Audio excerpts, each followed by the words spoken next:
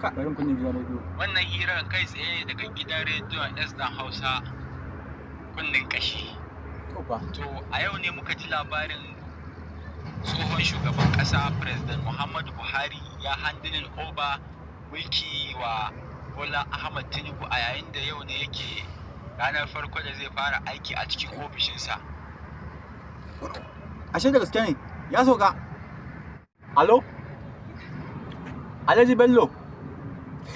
Ni ne wallahi. Ina wancan cinikin motan da muka yi da kai nace ba zan iya ba. Ya fi ƙarfi na. Akwai? A ƙara min 2. Yayi 3 kenan. Allah. Nan da sati mai zuwa insha Allah zan biya ka. To kai baka ji labarin Buhari ya sauka ba.